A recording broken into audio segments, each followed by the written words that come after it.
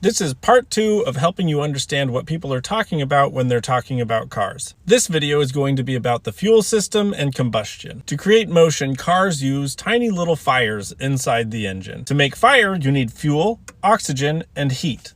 The fuel that most of us use is gasoline, and this is the gas tank right here. It's at the back of the vehicle, far away from the engine. Because the engine has fire in it, it can get really hot, and you don't want this to explode. And on some vehicles like this one, it's on the passenger side. That's farther away from the driver. Inside that tank, there is a small electric pump called the fuel pump that pumps gasoline through a hose up to the engine. That's sometimes referred to as the low pressure pump because there's another fuel pump by the engine called the high pressure pump. Then the fuel goes to this, which is called a fuel injector. The gas comes in the top and it is sprayed out of the bottom. It works a lot like one of these, where it sprays that gasoline out into a mist. Because it sprays the gasoline like this, it mixes that gas with the oxygen around it, and that's where the oxygen comes from to make the fire. And then all we have left is heat, which comes from the spark plug. Right here, there's two pieces of metal, and electricity has to cross from one piece to the other,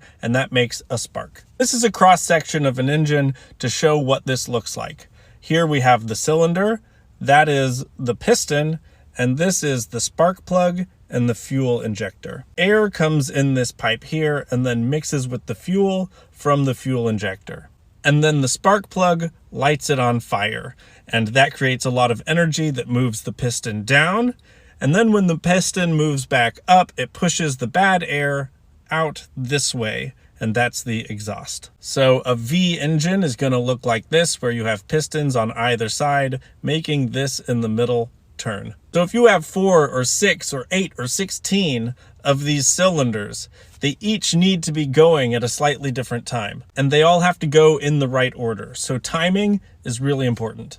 This space inside the engine where the fire is made is called the combustion chamber. Sometimes it's shaped like a tent, sometimes it's shaped like a wedge, sometimes it's flat, and sometimes it's a half circle or a hemisphere. When it's a hemisphere, that's called a Hemi. So if you hear someone talking about their truck having a Hemi, that's what they mean. Older vehicles don't have fuel injectors, they have what's called a carburetor. Fuel goes in the side and air comes in the top, and it mixes together to create a fuel and oxygen combination. Gasoline has a lot of hydrogen and carbon mixtures in it called hydrocarbons.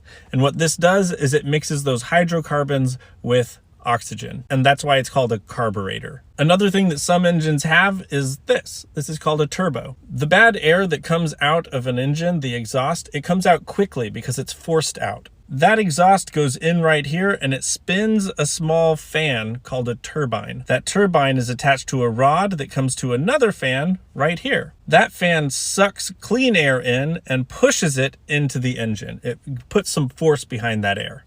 Forcing air into the combustion chamber is like blowing on a fire. It really makes it hotter. More air means more energy and a more powerful engine. So let's use what we've learned in this video and the last video to break down what this engine is. This is a W16 quad turbo engine. W means it should be shaped somewhat like a W. 16 cylinders, it has 8 on each side. And quad turbo means it has 4 turbos. It has 2 on each side, and you can see it has these pipes that force that air into the engine. This is a very powerful engine that goes in a Bugatti. And just this engine alone costs more than $800,000.